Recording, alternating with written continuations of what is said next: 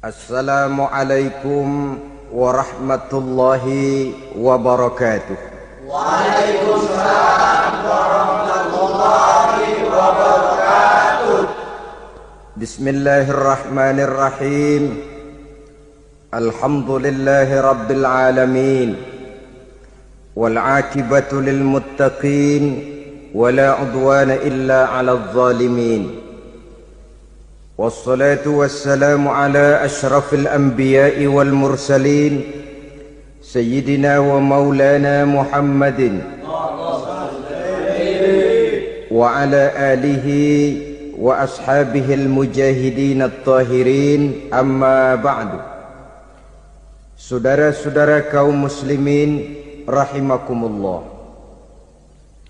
manusia selalu berusaha untuk mencapai apa yang menjadi cita-citanya di dalam kehidupan ini. Segala daya dan dana, seluruh waktu dan tenaga, segenap kemampuan dan kekuatan dikerahkan untuk mencapai apa yang dicita-citakan. Ada orang yang di dalam berusaha mencapai cita-citanya tetap berpegang teguh kepada kaidah dan norma-norma yang harus dipatuhinya, baik itu norma-norma kehidupan bermasyarakat, berbangsa dan bernegara, lebih-lebih lagi itu menyangkut norma-norma kehidupan beragama. Artinya, di dalam mencapai cita-citanya, dia tetap menghormati dan mentaati halal haram, mengenal hak dan batil, tahu mana yang boleh dan mana yang tidak boleh. Tetapi di lain pihak, tidak jarang, bahkan banyak sekali orang-orang yang di dalam usaha mencapai cita-citanya terjebak dalam prinsip menghalalkan segala macam cara untuk mencapai satu tujuan. Tidak ada lagi kaidah dan norma-norma yang harus ditaatinya. Ia tidak peduli dengan halal dan haram. Ia tidak kenal hak dan batil. Ia tidak tahu mana yang boleh dan mana yang tidak boleh. Segala cara dilaksanakan asal tujuan tercapai. Maka lahirlah orang-orang yang mengambil jalan pintas dan potong kompas dalam usaha mencapai apa yang menjadi cita-cita dan tujuan dalam kehidupannya. Begitulah kita lihat dalam kehidupan ini. Yang di bawah ingin cepat naik ke atas, sementara yang di atas bertahan tidak mau turun dari tahta dan singgasananya.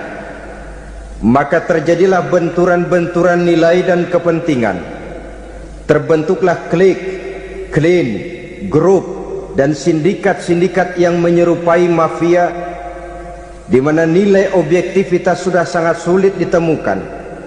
Yang celakanya lagi, lahirlah budaya jilat-menjilat, upeti, dan lain sebagainya asal tujuan bisa tercapai. Sementara itu yang miskin ingin cepat menjadi kaya, sedang yang kaya ingin menjadi lebih kaya lagi.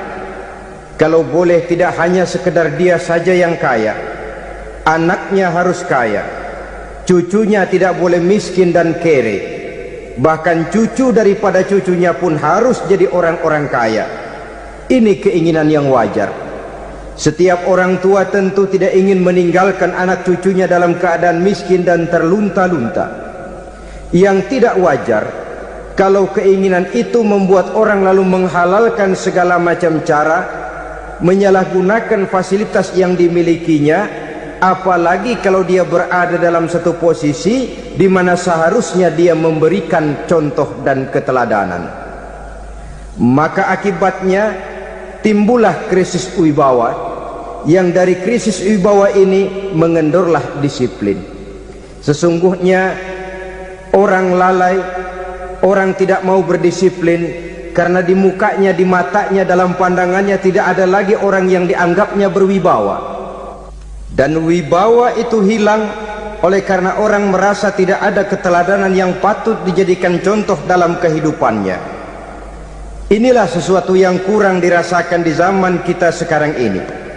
bukan kurangnya teori, bukan kurangnya segala macam kaedah dan dalil, tetapi yang kita rasakan sekarang ini kurangnya contoh dan keteladanan dari orang-orang yang seharusnya memberikan contoh dan keteladanan itu.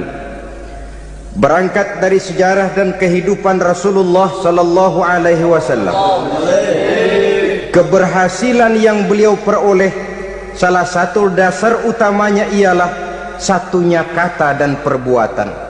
Tidak bermental ganda, tidak bermain minyak di atas air, tidak menggunting dalam lipatan. Lidahnya adalah hatinya, ucapannya adalah perbuatannya, dan apa yang beliau ajarkan kepada orang lain, beliaulah pelaksana pertamanya.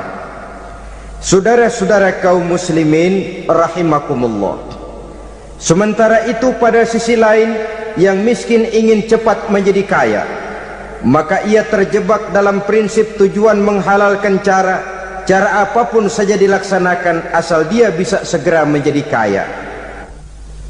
Maka salah satu jalan yang banyak dilaksanakan orang untuk mencapai kekayaan tanpa harus peras keringat dan banting tulang seperti umumnya orang adalah melalui satu jenis permainan yang umumnya kita kenal dengan nama judi.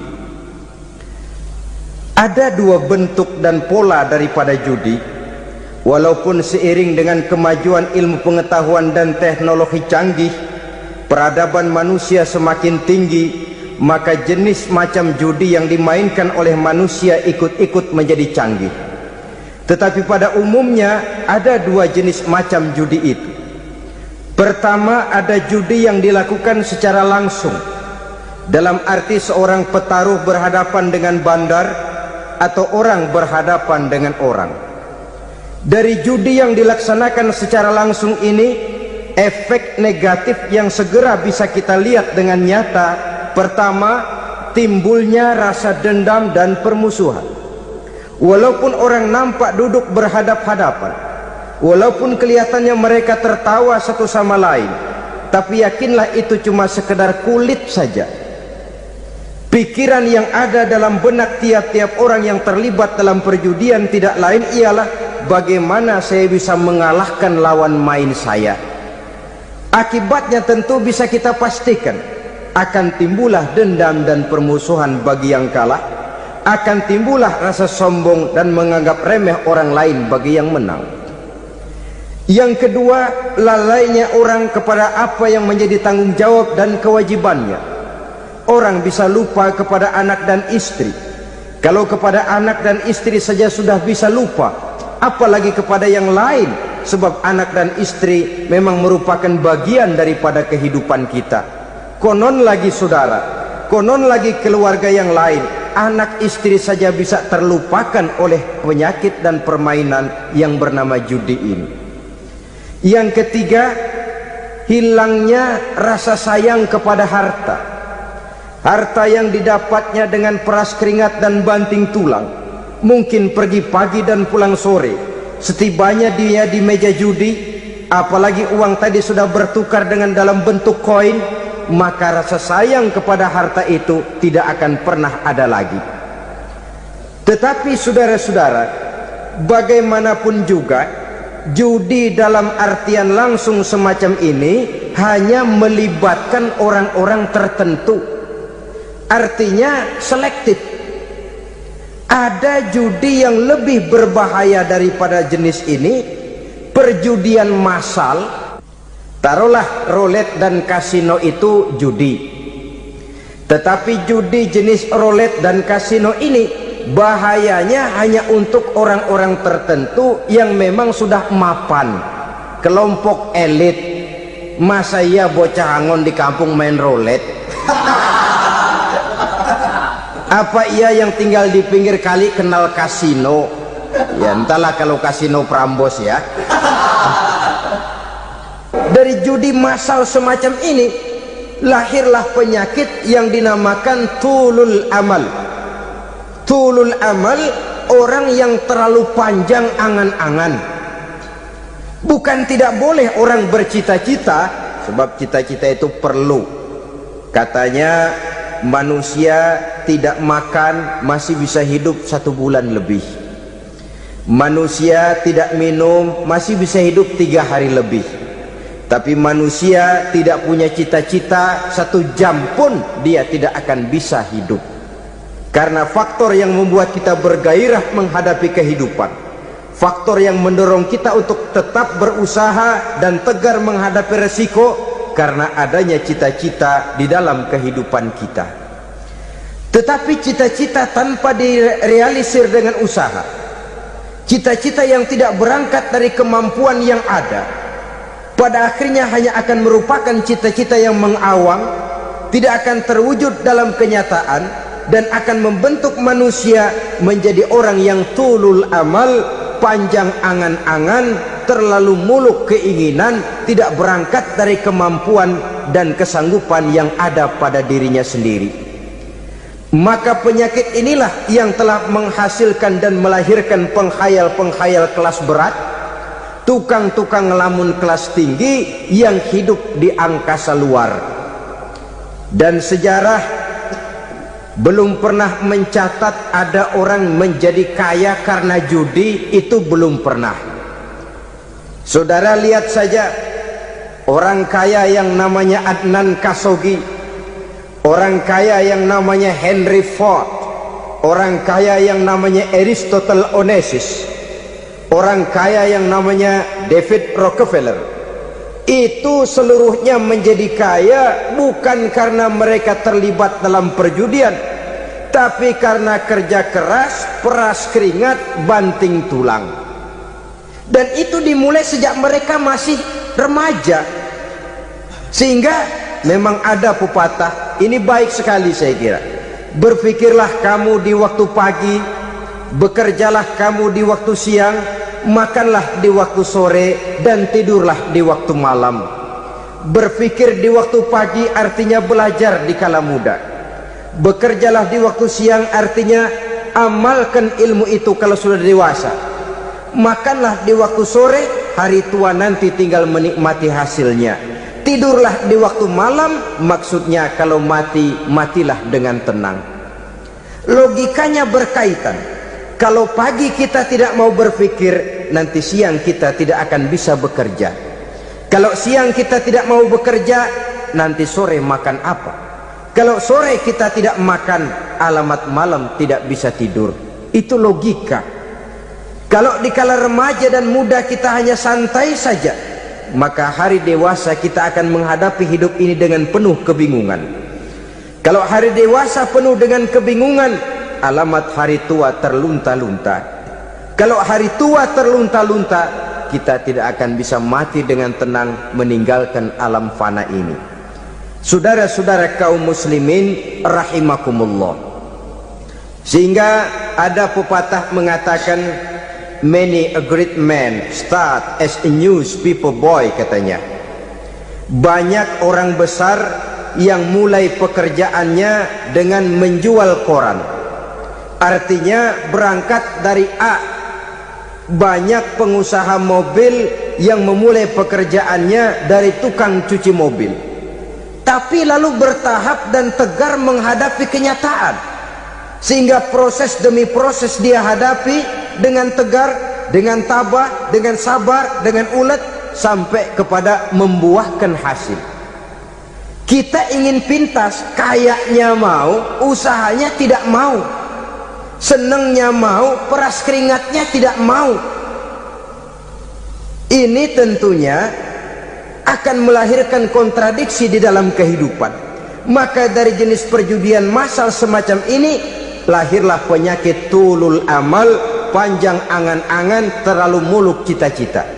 Bayangkan saja kalau ini terjadi secara massal, menimpa nasib rakyat kita di pedesaan yang jauh dari keramaian. Tiap hari mereka didina-bobokkan oleh gambaran tentang akan diperolehnya uang dalam jumlah yang banyak dengan angka nol yang berentet. Tiap hari mereka melihat angka-angka itu. Mereka lambat laun akan terseret dalam arus tulul amal ini, panjang angan-angan, muluk cita-cita, hanya dengan mengandalkan meja perjudian. Akibatnya timbul penyakit yang kedua, yang ketiga, yaitu malas berusaha. Orang kalau sudah terlalu asik berkhayal, menghitung bintang di langit, malas berusaha. Kalau ada temannya kerja jadi buruh kasar, bawa hasil yang merupakan jerih payah dan peras keringat dia, satu minggu bergaji 10-15 ribu, diketawain. Apaan gaji lu 10 ribu 15 ribu, entar gua nih kalau ketembus 100 juta entar. Yang 10 ribu dan 15 ribu keringat orang itu dihina, itu dicela, tetapi dia selalu menghitung, entar nih gua, entarnya wallahu a'lam. Saudara hadirin yang saya muliakan, timbullah sikap malas. Padahal di tengah negara sedang membangun di berbagai bidang kehidupan, maka sifat malas ini merupakan musuh kita, baik mengejar kemiskinan, baik mengejar kebodohan dan keterbelakangan kita di sektor-sektor lainnya. Alangkah akan terganggunya roda pembangunan di negara kita ini jikalau sebagian besar rakyat dihinggapi oleh penyakit malas, yang malas ini dilatar belakangi oleh penyakit tulul amal, terlalu muluk angan-angan, yang angan-angan ini dininabobokan oleh keinginan untuk mendapatkan untung yang besar tanpa peras keringat dan banting tulang.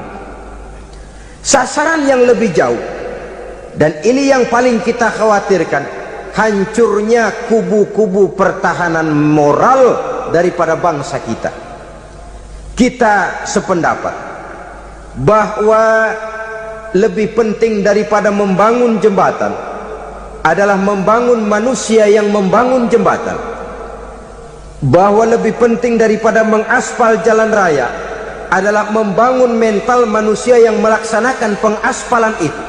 Dengan kata lain, membangun dan mempersiapkan manusia pembangunan.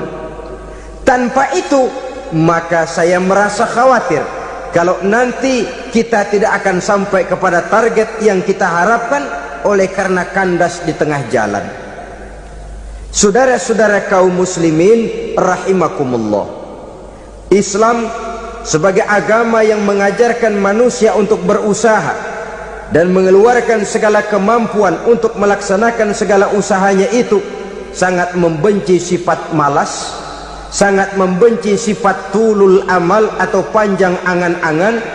Dan oleh karena judi melahirkan dua sifat itu, Islam sangat menganjurkan pengikutnya untuk menjauhi segala macam jenis perjudian, baik yang terang-terangan maupun yang dilakukan secara samar-samar, tidak ketara, judi canggih sesuai dengan canggihnya teknologi daripada manusia itu sendiri. Ini adalah penyakit yang meracuni masyarakat manusia dari sejak berpribadi, bertetangga, berumah tangga, sampai kepada berbangsa dan bernegara.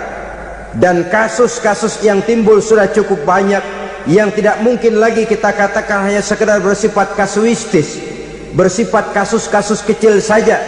Sebelum riaknya naik ke permukaan, marilah kita membuat benteng untuk masing-masing pribadi muslim memelihara dan menjaga diri jangan terseret dalam permainan yang bernama judi, apapun bentuknya, bagaimanapun cara dan ragamnya, karena jelas bahayanya lebih besar daripada manfaatnya. Taruhlah kita barangkali kemarin-marin hanyut dalam arus perjudian, tetapi hendaknya kita bisa mengambil pelajaran bahwa seorang mukmin adalah seorang yang apabila dia melakukan kesalahan, dia segera sadar, dijadikannya pelajaran untuk tidak diulanginya lagi pada masa-masa yang akan datang. Dengan sikap semacam itu, kita tidak lagi akan mengulangi kesalahan-kesalahan lama, dan grafik kehidupan kita dari hari ke hari akan makin menunjukkan hal-hal yang baik dan positif adanya. Saudara-saudara kaum muslimin rahimakumullah, Kalau ABRI masuk desa, rakyat beruntung. Kalau jaksa masuk desa, rakyat bahagia. Kalau koran masuk desa, rakyat ikut jadi cerdas.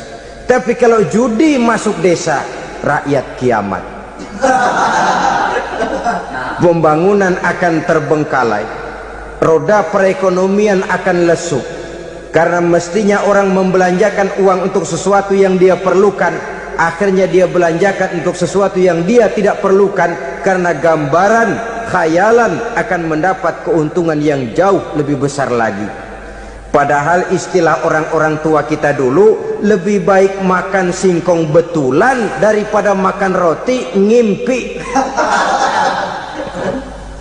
Artinya uang yang 1.000-2.000 rupiah itu lebih baik dibelikan beras, dimasak, makan bersama anak dan istri, terasa nikmat dan halalnya, ketimbang beli kertas lalu ngelamun, menghayal, menghitung yang bukan-bukan. Itu kertas dibolak madep mulon, dibolak madep mudik, diputar sana, diputar sini, akhirnya palanya ikut muter. Kira-kira apa yang cocok? Masih belum puas, kertas dilihat, orang gila ditanyain. Sudah tahu waras, orang gila yang ditanya. Masih belum puas, nanya orang gila, tidur di kuburan. Allahu Akbar. Padahal di rumahnya tempat tidurnya empuk, anget, nggak ada nyamuk. Kuburan, tidur di kuburan.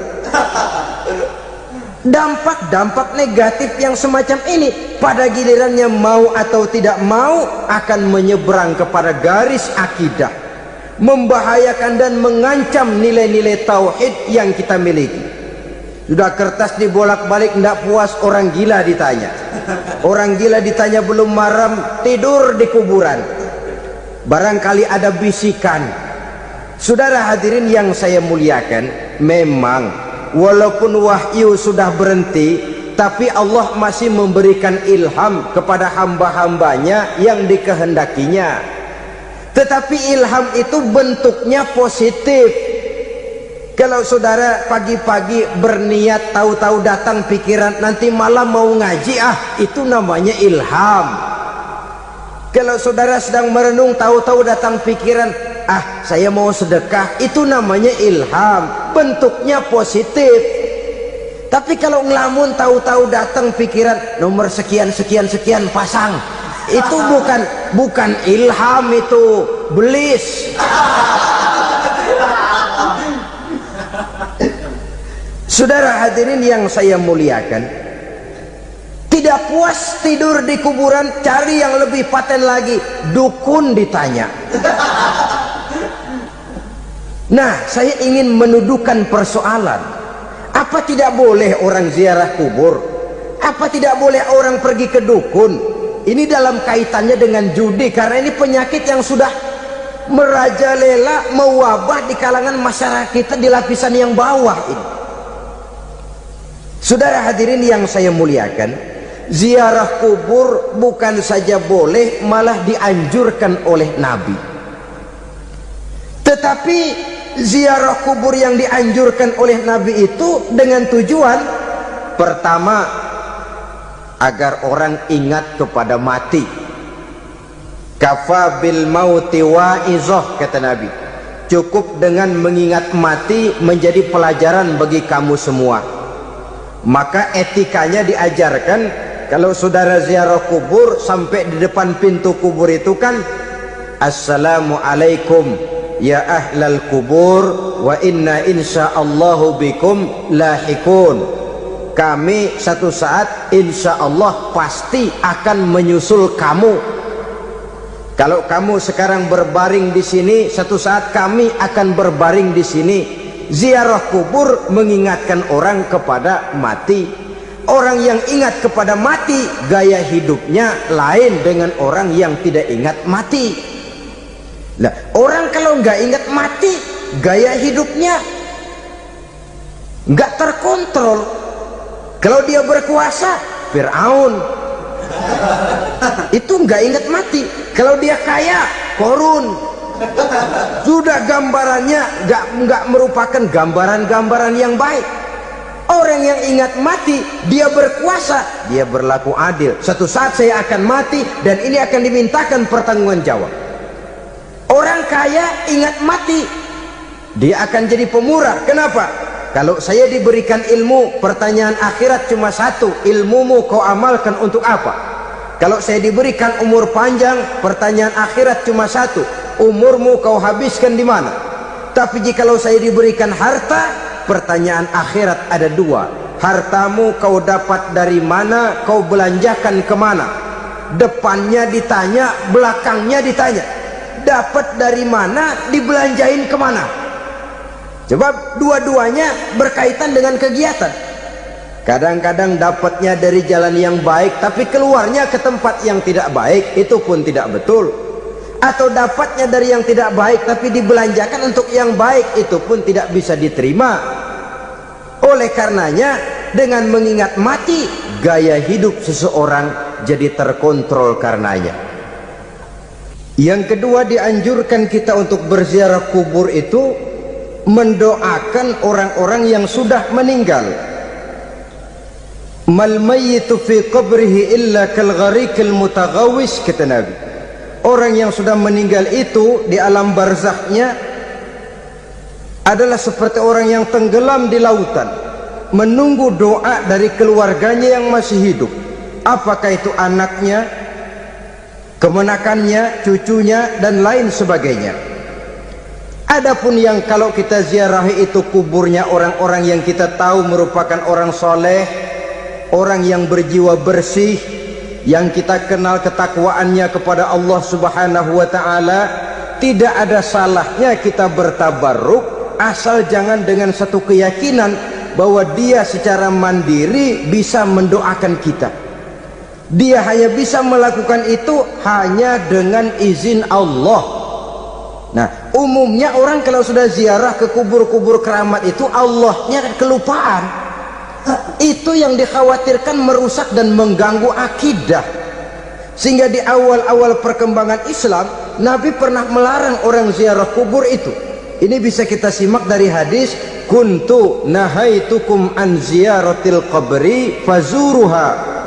Dahulu aku pernah melarang kamu untuk ziarah kubur, adapun sekarang kalau mau ziarah, ziarahlah kamu. Kata-kata dulu aku pernah melarang kamu itu menggambarkan bahwa pada permulaan perkembangan Islam, nilai keimanan para sahabat masih rapuh, masih lemah, masih memerlukan pembinaan. Sehingga kalau mereka sering ke kubur, dikhawatirkan mereka minta kepada kubur.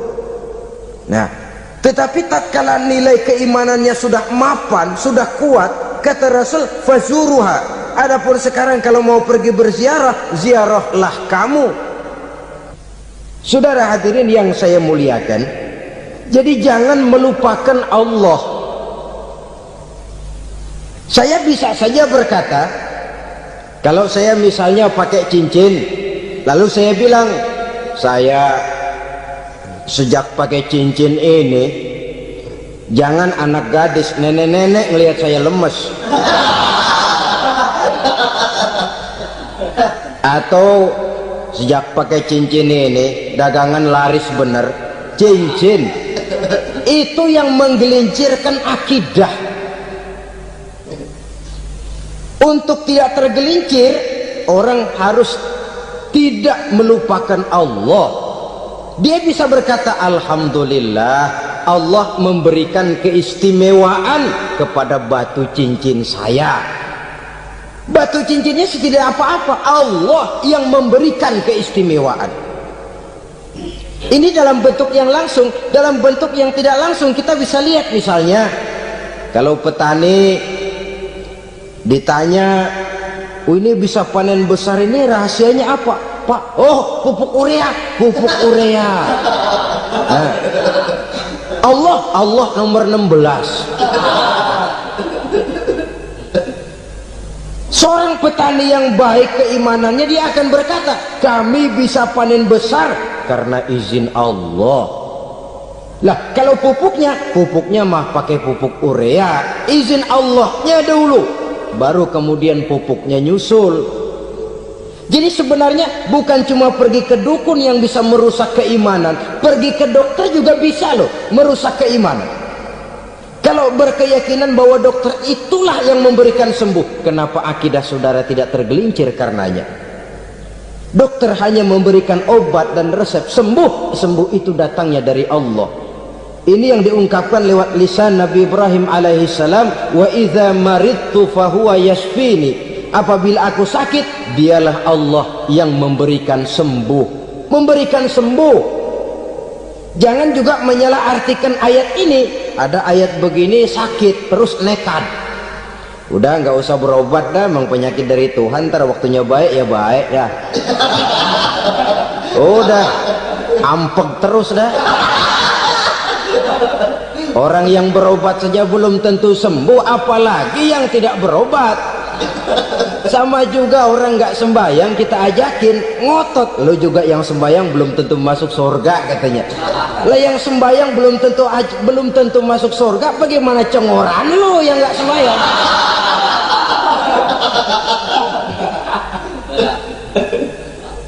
Saudara hadirin yang saya muliakan, kaum muslimin yang berbahagia. Jadi dengan demikian, maka jangan menghilangkan Allah. Kita, ajaran pokok dalam Islam adalah ajaran tentang tauhid. Nah, tauhid ini menyangkut mengesahkan Allah, baik di dalam zatnya, baik di dalam sifatnya, baik di dalam perbuatannya, baik di dalam beribadah kepadanya. Tauhid dalam ibadah itu ada. Tauhid dalam zat artinya zat Allah itu tidak tersusun, tidak terdiri dari bagian-bagian yang bisa dipecah-pecah. Ya seperti kita ini kan ada kepala, ada kaki, ada tangan. Allah tidak tersusun zatnya dari bagian-bagian. Esa zatnya tidak bisa dibagi-bagi. Esa sifatnya artinya Allah itu sifatnya tidak pernah berubah. Sejak dahulu sampai sekarang Allah itu cinta kepada orang beriman yang melakukan kebaikan, dan Allah benci kepada orang kufur yang melakukan kejahatan. Mustahil satu saat Allah berubah, orang kufur yang berbuat kejahatan didemenin, orang mukmin yang berbuat kebaikan dikeselin. Misalnya tahun 2000 Tuhan giliran jengkel sama orang mukmin. Itu mustahil. Dia esa di dalam sifatnya. Lain dengan sifat kita manusia. Sifat kita ini kan relatif. Ada saatnya kita senang, lain saat yang kita senang betul kita caci maki. Hari ini kita caci maki, besok kita puji. Lihat teman kaya, habis kita omongin, boleh jadi dia kaya. Kenapa? Dukunnya 36. Begitu kita habis caci maki begitu, dia datang ngasih duit sama kita, cacian itu bisa berubah menjadi pujian. Lu ya emang bukan main dah. Sifat kita itu relatif, bisa terpengaruh oleh situasi dan kondisi. Saudara hadirin yang saya hormati, kaum muslimin yang berbahagia, Allah juga esa di dalam perbuatannya. Artinya di dalam menciptakan apapun yang akan diciptakan oleh Allah, di dalam melakukan apapun yang akan dilakukan oleh Allah, tidak terikat kepada faktor lain, tidak memerlukan bantuan lain. Dia adalah mutlak.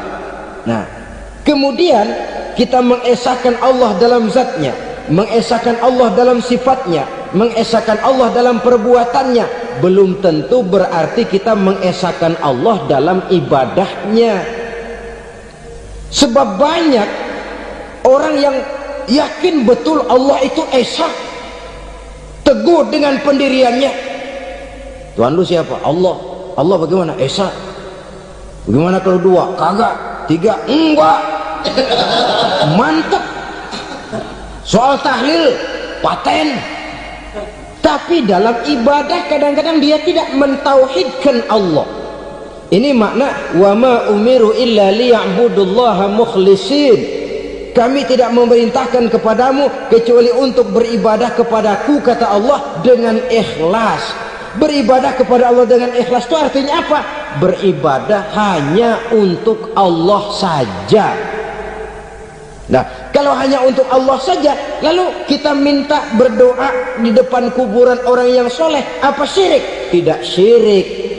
Kalau kita berkeyakinan bahwa orang tempat kita memanjatkan doa itu hanya bisa mendoakan kita dengan izin Allah. Dia sendiri tidak punya kekuasaan apa-apa. Tanpa izin Allah dia tidak bisa berbuat apa-apa. Itu tidak menyebabkan orang menjadi syirik. Sama saja dengan kalau saya berkata tadi, alhamdulillah Allah telah memberikan keistimewaan kepada batu cincin saya. Apa salahnya Allah memberikan keistimewaan kepada benda-benda mati? Allah memberikan keistimewaan kepada Hajar Aswad, benda mati. Allah memberikan keistimewaan kepada Masjidil Haram, benda mati. Allah memberikan keistimewaan kepada Ka'bah, benda mati. Orang tawaf keliling Ka'bah, sembahyang di Masjidil Haram, sujud menghadap kepada Ka'bah, apakah jadi syirik? Tidak. Kita tidak menyembah Ka'bahnya, kita menyembah yang punya Ka'bah itu. Nah, di sini kita lihat bahwa fungsi Ka'bah hanya merupakan wasilah. Tapi kalau Allahnya kita hilangkan, jadilah kita penyembah batu. Hanya saja batu itu berbentuk 4 bernama Ka'bah. Sa'i, orang yang melaksanakan haji, lari-lari antara Safa dan Marwah, amalan apa itu? Seakan-akan kita menghormati bukit-bukit, gunung-gunung. Tapi bukan itu yang kita tuju dalam pelaksanaan sa'i itu. Yang kita tuju adalah ini perintah Allah, Allahnya yang diutamakan. Maka hal semacam ini tidak menyebabkan orang menjadi syirik dan tergelincir dari tauhid. Tapi kalau ziarah kubur dengan niat cari buntutan, cari nomor yang cocok, ini niatnya saja sudah salah. Nah, kalau berangkat dengan niat yang salah, sampai di sana saya yakin, seyakin-yakinnya amalannya pasti salah. Lah, kubur yang diziarahin bukan kubur orang soleh. Ya mana ada orang soleh ngasih kode buntut. Ada juga orang salah, bukan orang soleh itu. Kadang-kadang dia nggak tahu kuburan siapa, nongkrong aja di situ. Memang sulit, saudara-saudara. Mental ya, namanya mental. Kalau memang mental sudah mental judi, apa saja bisa dijudiin. Jadi orang nggak perlu sebenarnya pemerintah terlalu gini, nggak usah. Kembali saja kepada mental. Kalau mental memang sudah mental judi, apaan aja bisa dijudiin. Pulang tengah malam nabrak babi, babi yang keluar nih.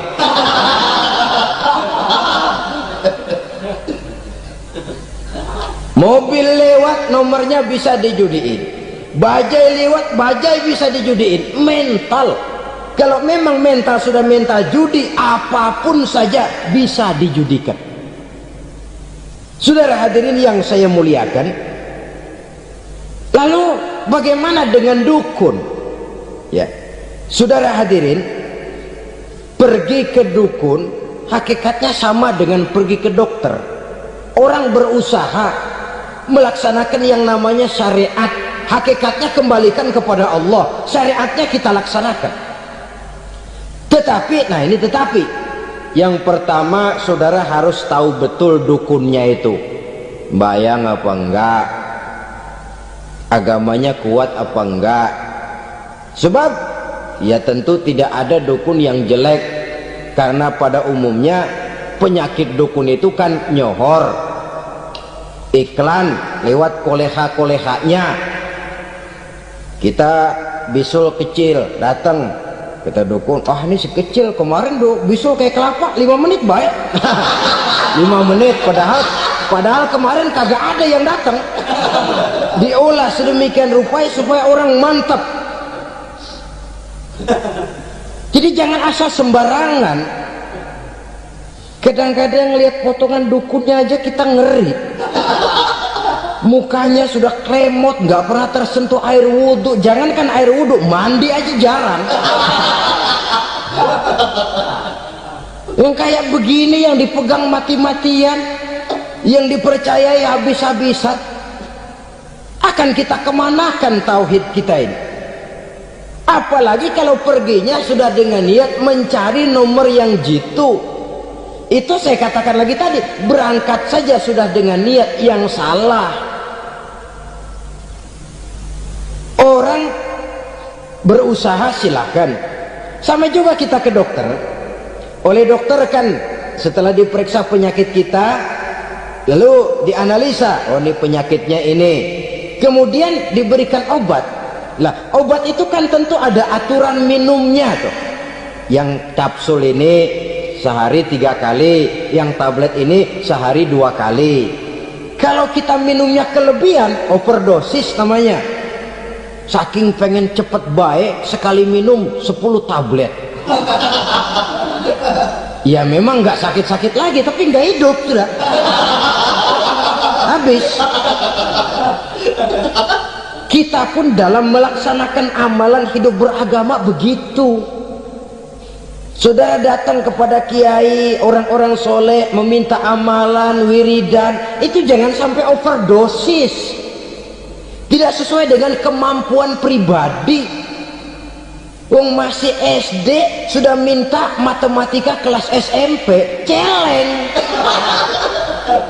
Baru SMP sudah minta diajarkan filsafat kelas perguruan tinggi, semaput. Kenapa? Daya tampungnya nggak kuat. Emang ukuran secangkir, minta di sini seember, ya luber.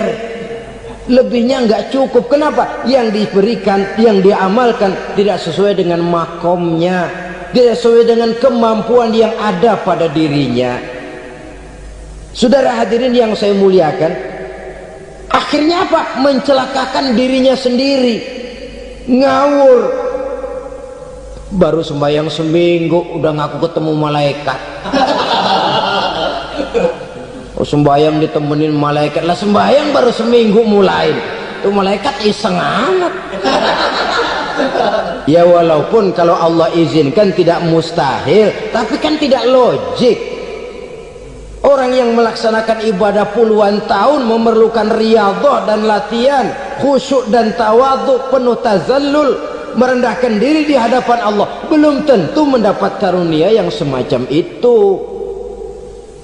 Saudara hadirin yang saya muliakan, jadi dengan kata lain, yang pertama, lihatlah dulu kualitas dukun yang akan saudara datangi itu.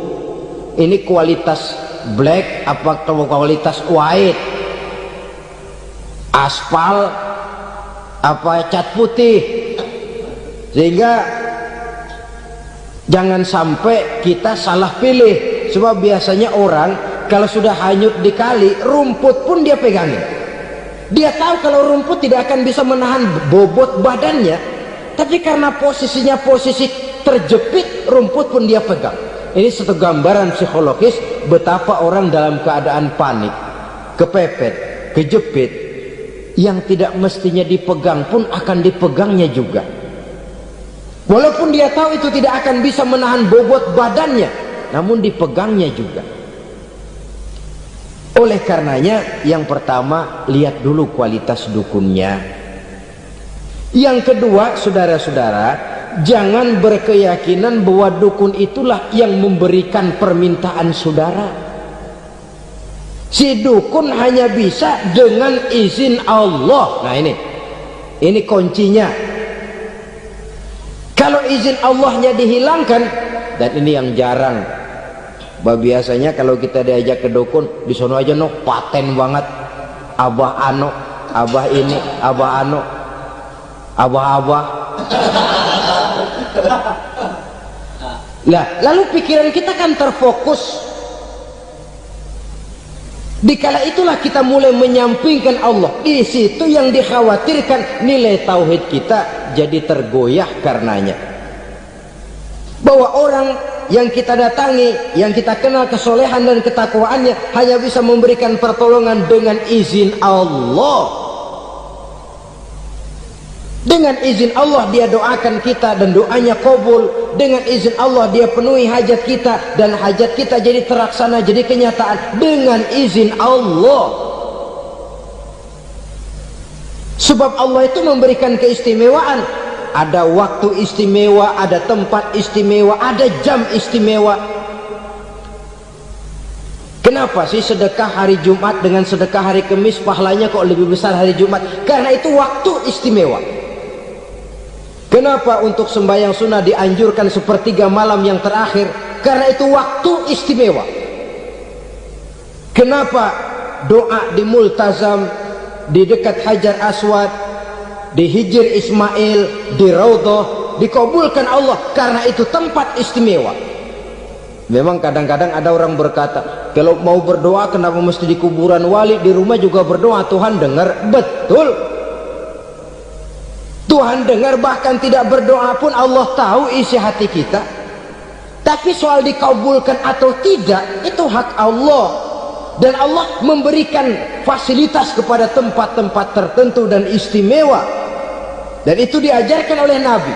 Di Raudhah perbanyak doa. Kenapa? Itu tempat yang mustajabah. Artinya Allah memberikan keistimewaan kepada tempat-tempat tertentu. Dalam konteksnya dengan ini, makom para aulia, para wali, para ulama soleh, tidak ada salahnya kita berdoa di sana, bertawassul, minta kepada si kiai, bukan meminta kepada si ulama, bukan meminta kepada si wali, meminta kepada Allah melalui tempat yang orangnya kita yakin dekat dengan Allah. Walaupun Allah tidak memerlukan perantara, itu jelas. Allah tidak memerlukan calo, memang, tapi Allah menyediakan waktu dan tempat-tempat istimewa. Itu harus kita manfaatkan untuk mendekatkan diri dan berdoa kepadanya.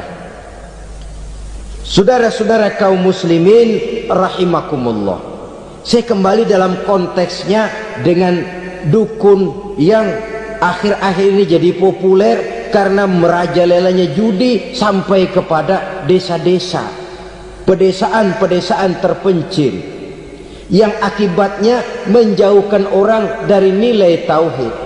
Padahal benar kalau orang berkata kazabal munajjimun walau sodaku, tukang-tukang ramal itu bohong walaupun benar. Kalaupun betul, kebetulan. Itu maksudnya bohong walaupun betul, betulnya betul kebetulan. Maka para remaja itu biasanya gemar kepada membaca bintang Anda minggu ini, kan begitu toh? Nah, apa Aries, apa Virgo, apa Leo dan sebagainya, dan itu memang menarik untuk dibaca. Rezeki sebelah kulon, asmara anget. Saudara hadirin, hal yang semacam ini boleh saja untuk dibaca, tapi tidak untuk diyakini kebenarannya. Boleh saja untuk dibaca, tapi tidak untuk diyakini kebenarannya. Karena meyakini kebenarannya sama saja dengan mendahului Allah. Dan itu bisa menggelincirkan nilai-nilai tauhid kita. Tauhid dalam ibadah, saya katakan tadi, menyembah hanya kepada Allah, bermohon hanya kepada Allah dengan menggunakan fasilitas-fasilitas yang disediakan oleh Allah, baik berupa waktu maupun tempat-tempat tertentu. Dan orang-orang, ya, kalau waktu dan tempat saja ada yang diberikan keistimewaan oleh Allah, padahal tempat itu benda mati, apalagi manusia yang merupakan makhluk hidup. Saudara hadirin yang saya muliakan, saudara-saudara kaum muslimin yang berbahagia, sehingga dengan demikian kita tetap menjaga nilai-nilai akidah, dan dengan ini syariat kita laksanakan tanpa membuang hakikat.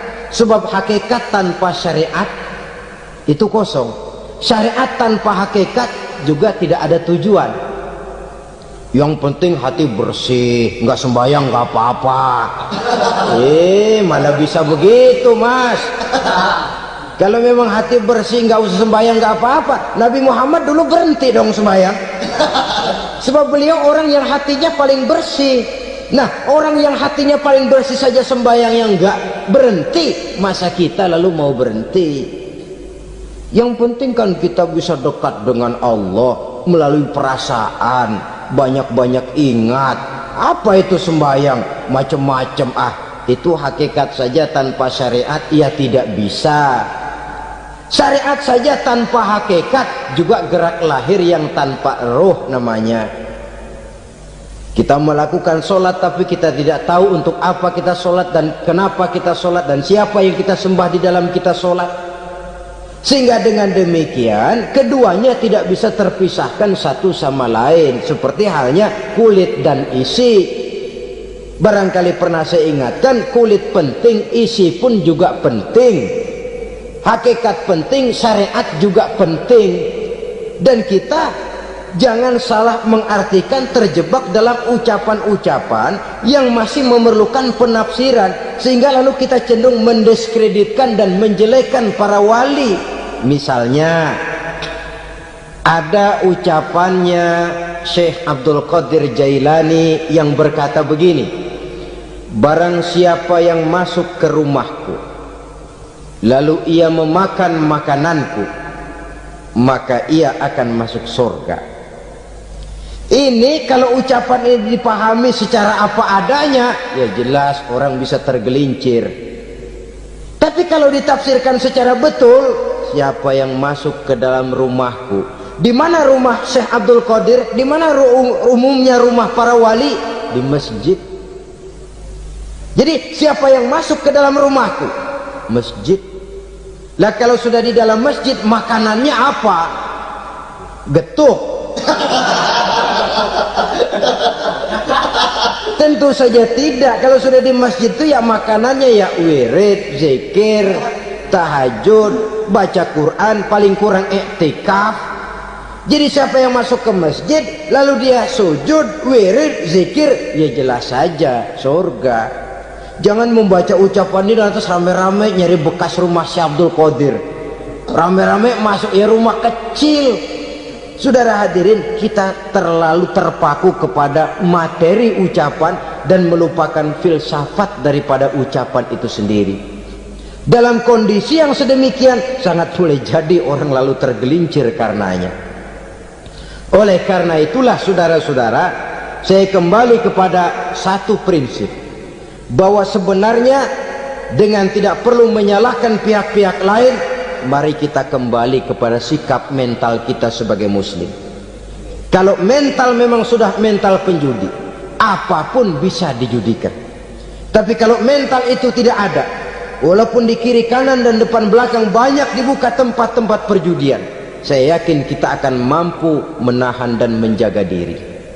Sikap mental inilah yang memerlukan pembinaan dari kita semua, sehingga dengan demikian kita akan menjadi pribadi-pribadi yang bisa bertahan dari segala gempuran-gempuran yang datang dari luar karena adanya prinsip ketahanan mental itu tadi. Sekali lagi saya ingatkan bahwa judi selamanya tidak akan pernah mendatangkan kebahagiaan. Judi tidak akan membuat orang menjadi kaya. Judi tidak akan membuat orang makin akrab, berteman dan bersaudara. Yang jelas, judi melahirkan permusuhan dan dendam, membangkitkan rasa malas, memulukan angan-angan tanpa mau peras keringat dan banting tulang, melalaikan orang dari tanggung jawab dan kewajibannya, membuat ia lupa kepada anak, istri dan seluruh keluarganya, dan pada akhirnya dia akan terjebak dalam satu permainan yang makin menjauhkan dia dari proses kesadarannya sebagai manusia. Saudara hadirin kaum muslimin rahimakumullah, dalam kehidupan sehari-hari kita selalu berhadapan dengan dua hal yang berlawanan, dengan dua hal yang kontroversial kata orang sekarang, yang kita diharuskan memilih satu di antara kedua hal itu. Sejak kita bangun tidur sampai kita tidur lagi, selalu kita hadapi dua persoalan itu, yang benar dan yang salah, yang hak dan yang batil, yang pantas dan yang tercela, yang ma'ruf dan yang munkar.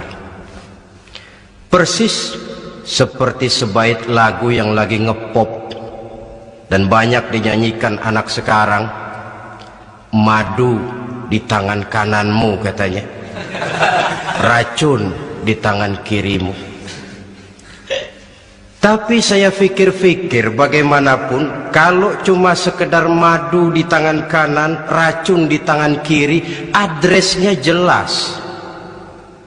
Yang repot kalau kita sudah tidak tahu lagi mana yang madu, mana yang racun. Lebih celaka lagi di zaman sekarang, banyak racun mereknya madu. Kita terpedaya, kita terpesona, kita terpukau oleh racun yang bermerek madu ini. Kita minum dia, yang akibatnya rawan di dalam kehidupan kita. Sangat banyak racun-racun yang terpancang di sepanjang perjalanan hidup kita ini. Dan dua di antara racun kehidupan itu akan kita bicarakan pada pertemuan kali ini, yakni arak dan judi, minuman keras dan judi.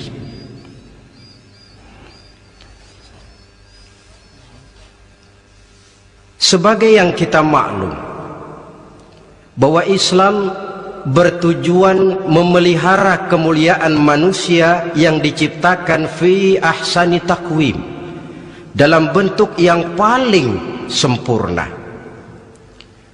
Arak atau minuman keras jelas merupakan hal yang merusak dari berbagai aspek kehidupan, entah kesehatan tubuh, entah pertumbuhan akal, ketentraman rumah tangga, ketentraman masyarakat, bangsa dan negara.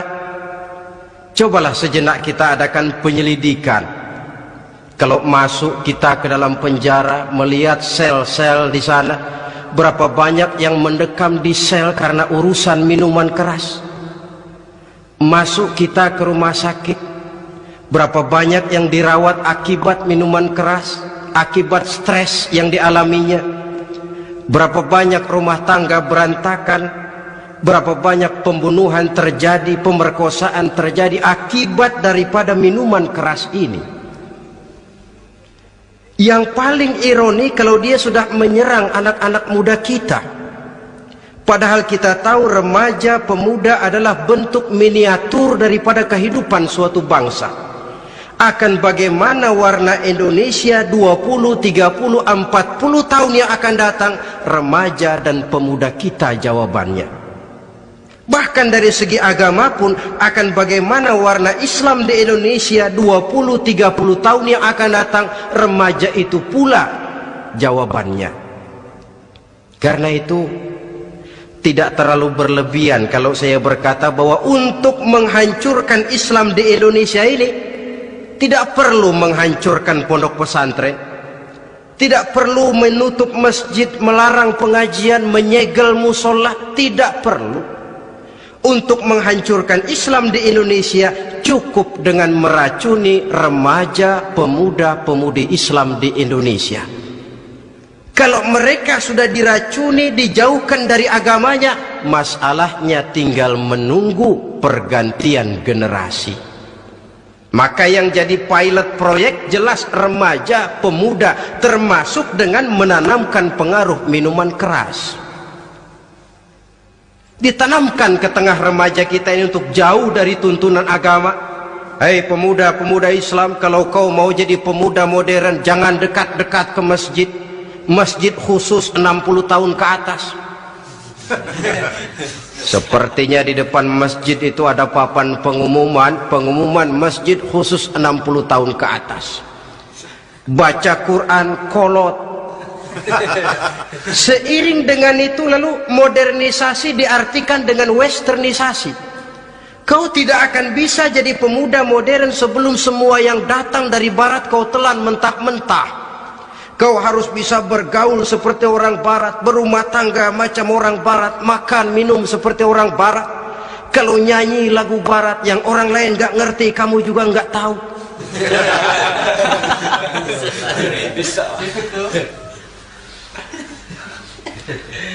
Anutlah itu free love, yang pada gilirannya akan mengarah kepada free sex alias sammenleven. Isaplah itu ganja, morfin, narkotik. Jikalau sudah terlena kita dengan itu, maka kehancuran suatu bangsa sesungguhnya sudah dimulai. Penyakit minuman keras ini bukan cuma penyakit zaman ini. Masyarakat yang dihadapi oleh Rasulullah Sallallahu Alaihi Wasallam 14 abad yang lalu juga masyarakat yang kemaruk dengan minuman keras.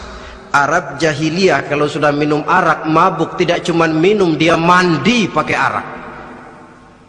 Sistem pendidikan yang disampaikan Islam bijaksana.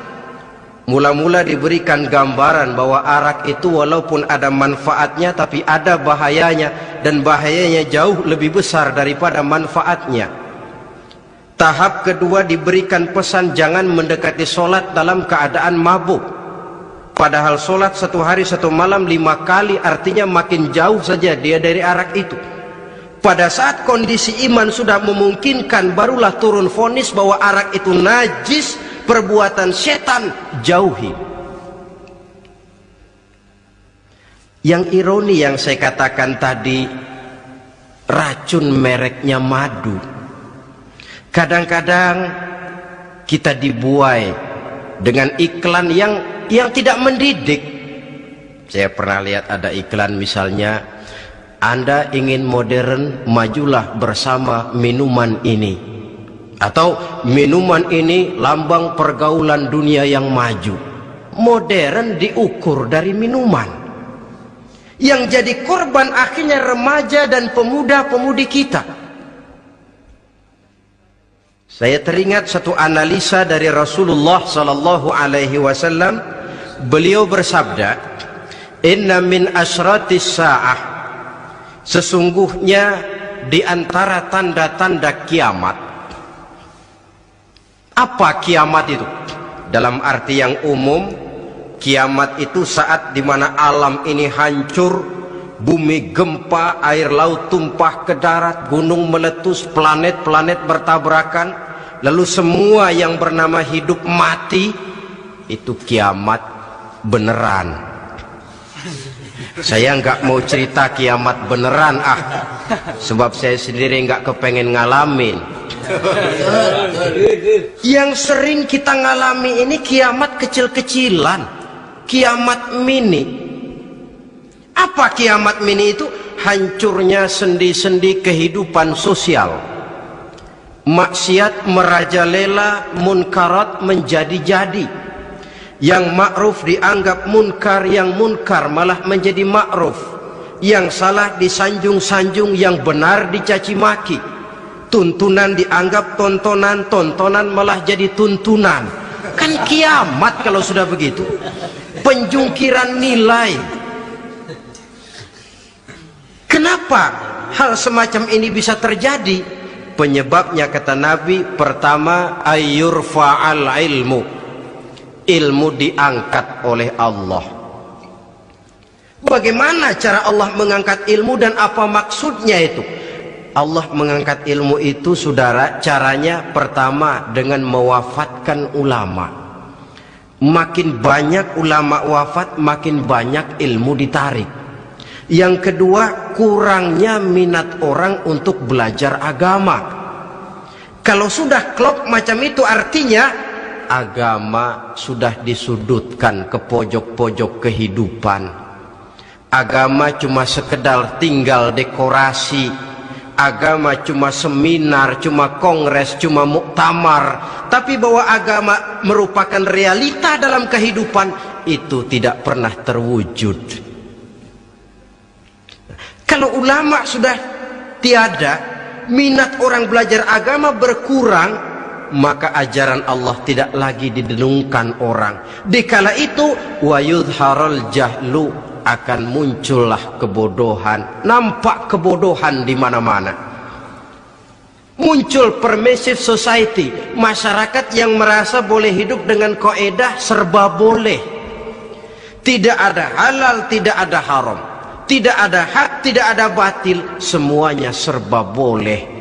Kalau sudah begitu kondisi masyarakat, terjadilah apa yang dianalisa oleh Nabi dikala itu, wayab suazina, zina dikerjakan berterang-terangan. Orang sudah tidak punya malu, hidupnya sudah pakai prinsip punya kuping, kuping kebo, punya muka, muka tembok, punya kulit, kulit badak.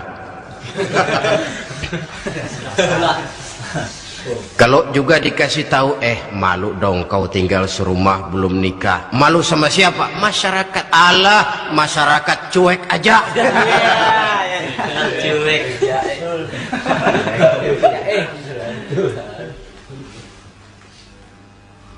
Bukankah realita kalau kita ikuti surat-surat kabar, berapa banyak sudah gadis-gadis bergelimpangan jadi korban? Berapa banyak bayi-bayi yang lahir ke alam ini tanpa harus tahu kemana dia mesti manggil bapak, yang akhirnya mengalami keterakisan, dimasukkan ke dalam kantong plastik, dibuang ke tempat sampah. Kalau itu sudah terwujud, muncul efek negatif yang kedua, wa yushrabal khamr, arak, minuman keras jadi kebanggaan. Anak muda belum nyohor kalau belum bisa mabuk. Yang enggak mabuk dianggap kolot, kampungan loh. Bikin malu baru kena segelas saja udah miring, cengeng. Temen kita no hebat sampai nyungsep di got. Yang nyungsep hebat. Ya, kalau cuma yang hancur kehidupan pribadi. Tapi kalau sudah menyangkut masa depan, yang berarti masa depan suatu generasi adalah merupakan masa depan daripada suatu bangsa. Begitu kerasnya Islam ini melarang minuman keras, sampai bukan cuma sekedar meminumnya saja yang diharamkan, tetapi juga dilarang mengimportnya, memproduksinya, membuka warung yang menjual minuman keras, atau bekerja di tempat penjualan minuman keras. Ada juga yang nyerempet-nyerempet, Pak, kalau sedikit kan nggak apa-apa, nggak mabuk ini. Nah, saya ingatkan hadis Nabi diriwayatkan oleh Imam Ahmad, Abu Daud dan Turmuzi. Nabi bersabda, ma askara kathiruhu faqaliluhu haramun. Apa yang banyaknya menyebabkan mabuk, sedikitnya pun tetap haram hukumnya. Memang barangkali mungkin ada manfaatnya, tetapi bahayanya jelas lebih besar ketimbang manfaat yang bisa timbul daripada jenis minuman keras itu sendiri.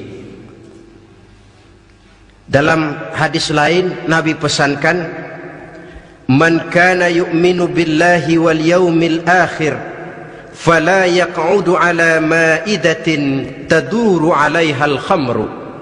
Siapa yang beriman kepada Allah dan beriman kepada hari akhirat, jangan dia duduk di dalam satu pertemuan yang di dalam pertemuan itu diedarkan minuman keras. Masuk ke dalam lingkungan macam itu saja tidak diperkenankan. Kenapa? Asyariku fi syarri syarrun. Bersekutu dengan kejahatan, jahat juga hukumnya. Semalam kamu mabuk ya? Enggak, temen, saya cuma ngebeliin aja kok. Apalagi ngebeliin.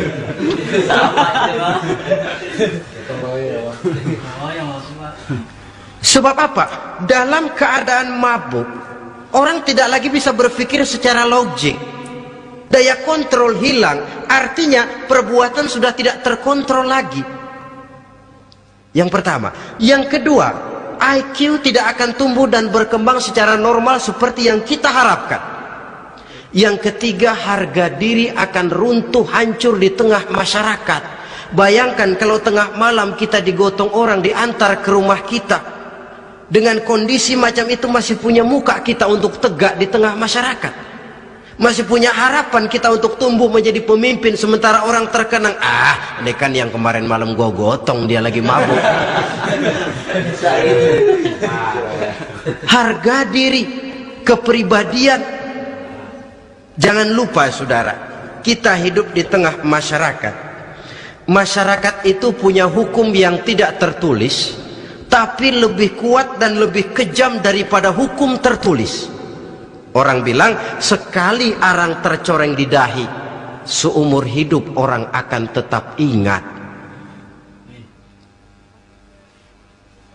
Makanya Rasulullah dalam hadis memberikan tamsil untuk adik-adik remaja muslim ini, masalul mu'min kamasalin nahli. Perumpamaan orang yang beriman itu persis seperti tawon. Mentalitas orang mukmin persis tawon. Apa mentalitas tawon? Kalau kita ngaji bab tawon, kita renungi apa keistimewaan tawon. Saya lihat-lihat, ternyata tawon itu punya 4 keistimewaan. Pertama, tawon itu yang dihisap selalu saripati bunga, bagus makanannya. Belum pernah tawon keliru makan. Saya belum pernah dengar kok ada tawon makan tahu.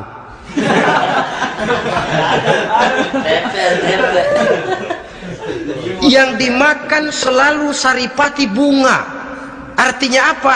Orang mukmin perutnya itu perut selektif. Yang dimakan yang baik-baik, yang diminum yang baik-baik. Yang baik menurut agama itu adalah yang halal, thayyibat. Perutnya selektif, bukan perut asbak. Kalau asbak, puntung apa saja masuk ke dalamnya. Tapi mukmin perutnya ini selektif. Daging kambing masuk, tahu masuk, kangkung masuk, kodok minggir, air kelapa minum, kopi minum. Tapi kalau sudah berbau minuman keras, minggir. Sebab apa? Makanan dan minuman yang kita masukkan ke dalam perut besar ini akan digiling dalam perut besar, akan melahirkan energi, menggerakkan sel-sel pembuluh saraf. Kalau makanan dan minuman itu terdiri dari yang haram, energi yang ditimbulkan olehnya energi yang haram, mempengaruhi sel-sel pembuluh saraf. Orang akan cenderung berpikir yang haram kalau terlalu sering memakan makanan haram. Kalau sudah berpikir kepada yang haram, perbuatan pun akan mengarah kepada yang haram juga. Contoh kecil aja dah, ada nggak maling mikirin majelis taklim? Ada. Karena yang dimakan lebih banyak yang haram, yang dipikir paling-paling nanti malam rumah siapa lagi nih ya? Sudah mengarah ke sana.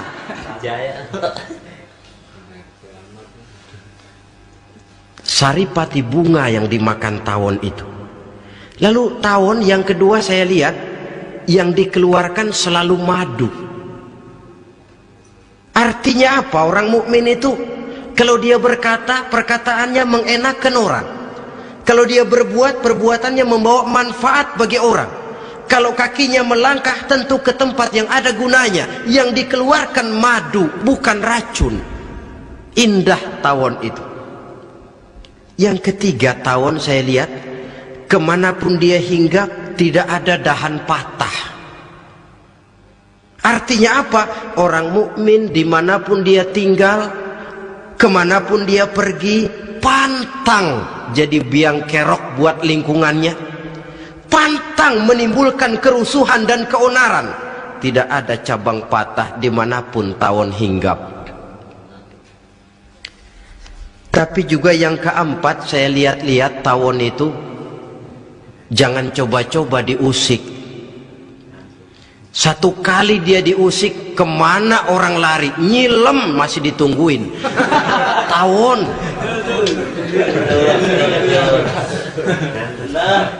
Tapi kalau nggak diusik, nggak ada tawon usil ke pasar nyariin orang.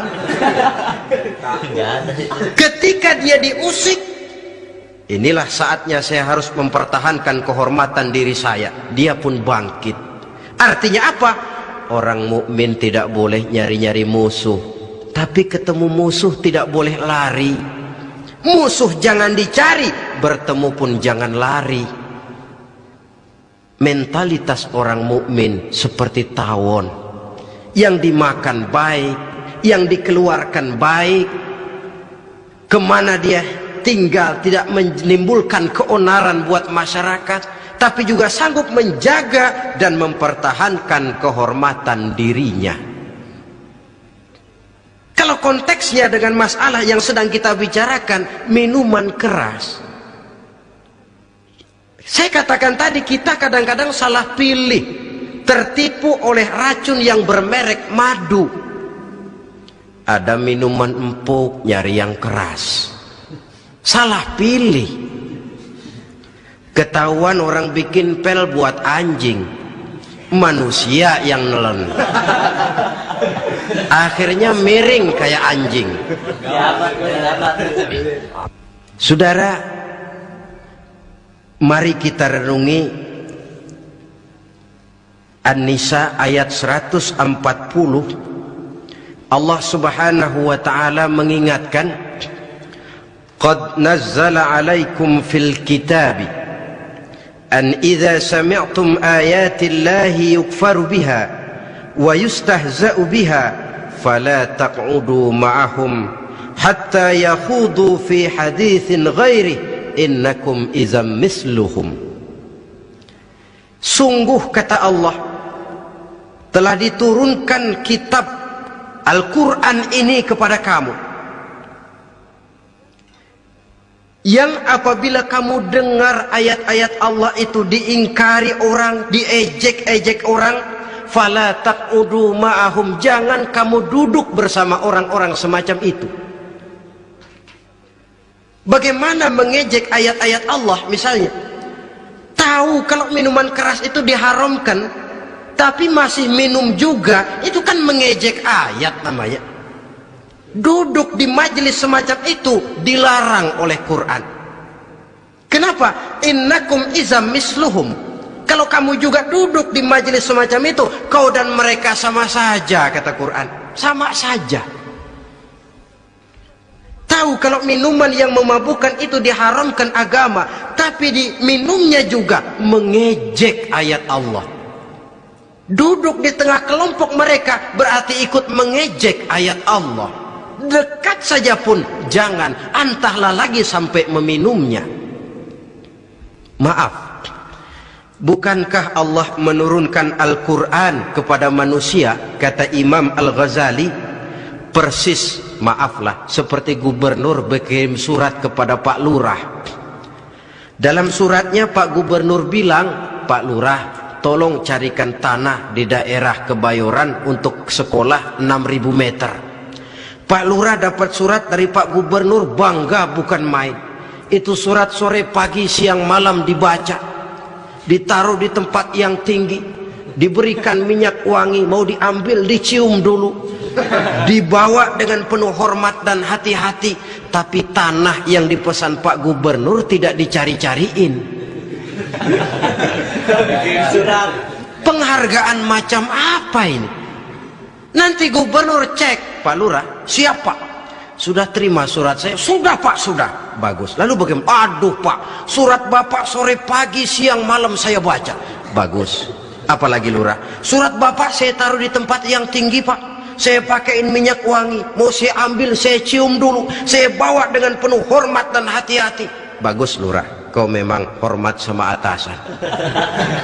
Cuman Lurah, tanahnya udah dicariin belum? Nah yang itu belum tuh Pak, belum. Kata gubernur, bagus Lurah, besok berhenti lo ya.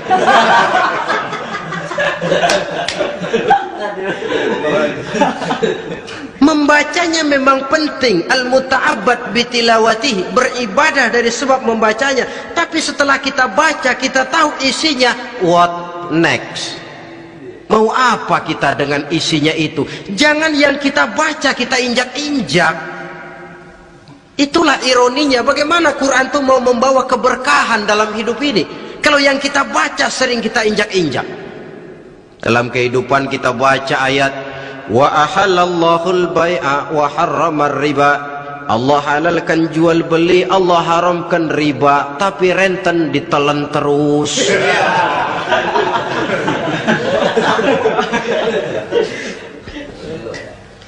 Kita baca ayat wa'tasimu bihablillahi jami'an wa la tafarraqu. Berpegang teguhlah kamu kepada tali Allah, jangan bercerai-berai. Tapi sesama muslim pelotot-pelototan jalan terus. Janganlah yang sesama muslim kadang-kadang yang mengklaim dirinya sebagai pemimpin Islam kelihatannya juga sikut-sikutan jalan terus.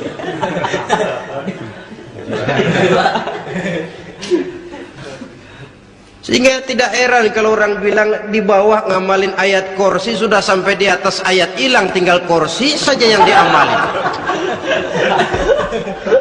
Ironi dan menyedihkan. Perjalanan panjang memang saatnya kita menunggal dengan Al-Quran ini, tetapi prosesnya memang harus kita mulai dari sekarang. Perkara kapan proses ini selesai itu bukan masalah kita, tapi bahwa kita sudah memulai suatu proses, itulah yang diharapkan. Hadirin yang saya hormati, oleh karena kerasnya peringatan Islam terhadap minuman keras, pernah satu hari seorang lapor kepada Khalifah Umar bin Abdul Aziz bahwa ada sekelompok orang berkumpul meminum minuman keras. Kata Khalifah Umar bin Abdul Aziz, dera mereka, hukum, cepat. Ya Khalifah, kenapa? Di tengah mereka ada juga orang yang Ramadan biasa puasa. Begitu, iya, yang biasa puasa duluan hukum. Kenapa?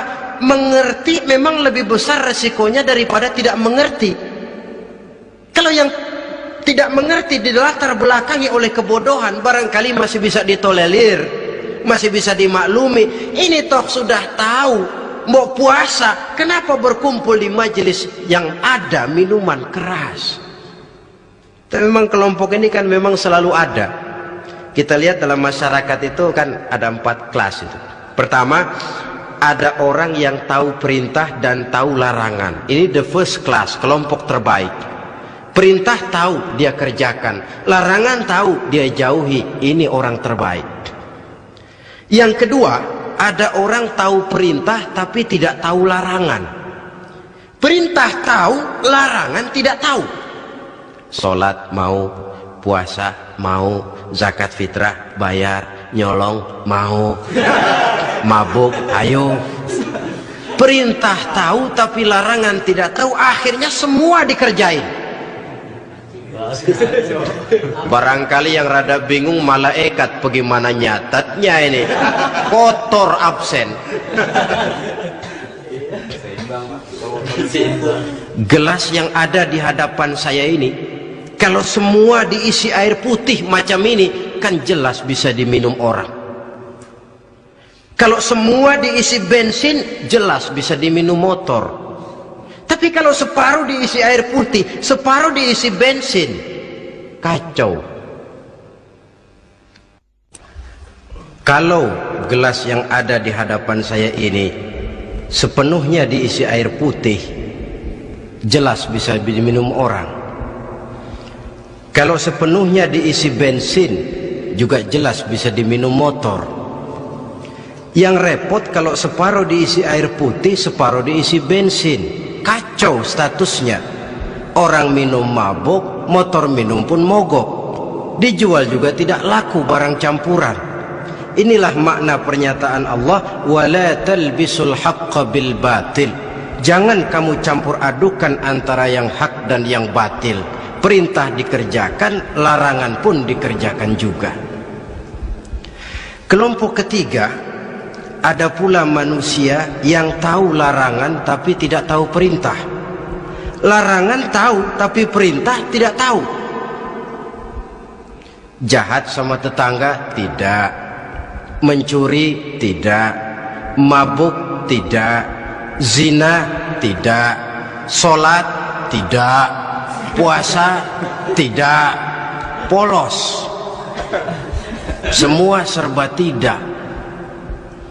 Dan yang terakhir, kelompok keempat, perintah tidak tahu, larangan pun tidak tahu. Ini masuk kelompok makhluk gratis. Misalnya kambing, ayam, kerbau, itu kan makhluk-makhluk yang memang perintah tidak tahu pun larangan juga tidak tahu. Nah, dalam hubungannya dengan ini, saya mengajak, marilah kita berusaha sekuat mungkin menjauhkan diri dari minuman keras yang jelas bahayanya dengan hidup tidak jauh dari bimbingan agama. Hadirin kaum muslimin rahimakumullah, kawan seiring dan sejalan dari minuman keras, judi namanya. Saudara kembar barangkali. Yang satu sering menimbulkan yang lain, tetapi bukan tak jarang keduanya berjalan berdampingan. Posisi judi dan arak ini dalam Quran sama bahayanya. Apa sebab? Mentalitas judi adalah mentalitas sirkeless, lingkaran setan. Artinya yang menang biasanya ketagihan, yang kalah biasanya penasaran. Ini yang menyebabkan orang tidak mau berhenti. Kalau dia menang, dia ingin mencoba untuk menang dalam jumlah yang jauh lebih besar lagi. Kalau dia kalah, dia penasaran, kenapa hari ini kalah? Barangkali sial, besok malam saya tebus. Mental semacam ini memang sulit untuk berhenti. Kenapa judi diharamkan dalam Islam? Pertama, seorang muslim di dalam berusaha mencari harta, dia harus mengikuti sunnatullah. Kata kita orang muslim, hukum alam kata orang sekarang, natural of law bahasa kerennya. Berusaha menurut hukum kausal, memasuki rumah dari pintunya, menunggu suatu akibat dari sebab yang kita lakukan, bahwa kalau begini mesti begitu, karena kita memang terikat oleh permainan yang disebut hukum alam ini. Hidup bukan undian, jangan mengharap untung besar tanpa mau peras keringat. Satu pagi Khalifah Umar bin Khattab radhiyallahu an masuk ke masjid. Beliau lihat ada orang sedang berdoa khusyuk betul. Ditunggunya 2 menit, 3 menit, sampai 10 menit lebih belum juga selesai. Agak lama orang itu berdoa. Selesai berdoa, dihampiri orang itu oleh Sayyidina Umar. Beliau tanya, saudara, lagi apa tadi itu? Berdoa ya Khalifah. Minta kepada Allah? Tentu minta kepada Allah. Minta apa kamu? Minta rezeki. Sudah lama? Dari tadi habis sembahyang subuh. Dapat? Belum.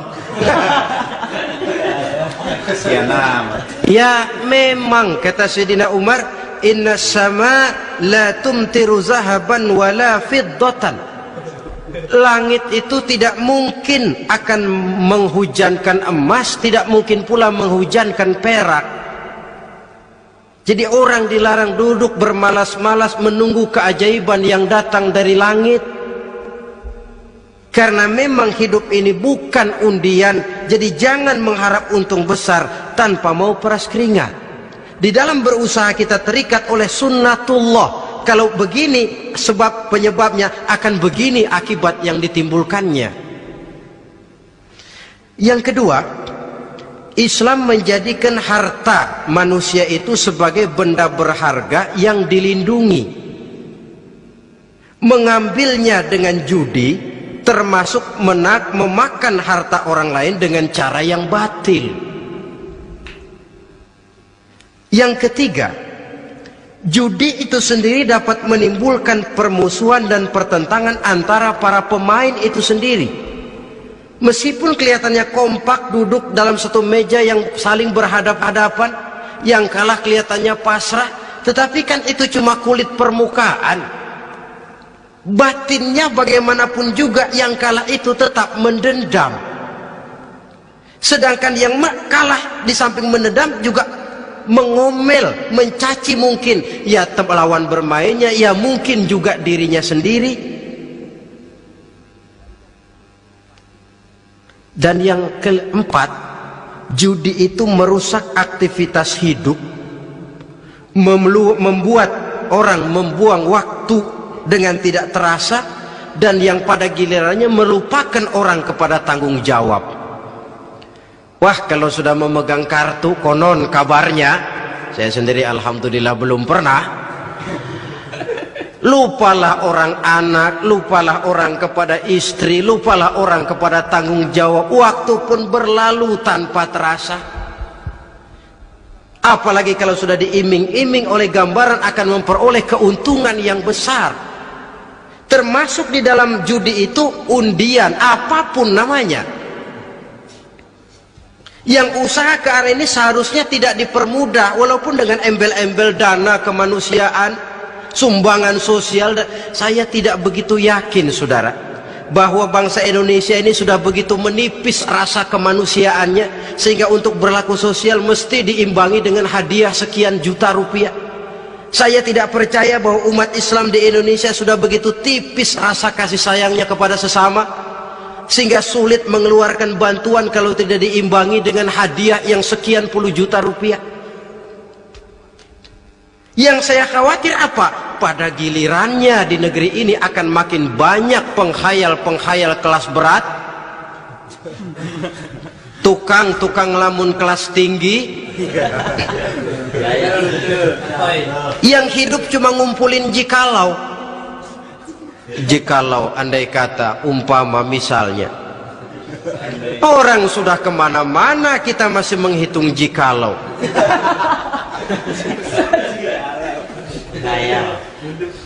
Orang boleh saja mengharap burung terbang tinggi, tapi punai di tangan jangan dulu dilepas. Artinya idealisme silahkan terbang setinggi langit, tapi kaki harus tetap berpijak di alam realita. Bahwa memang lebih baik makan singkong dalam kenyataan daripada makan roti tapi ngimpi.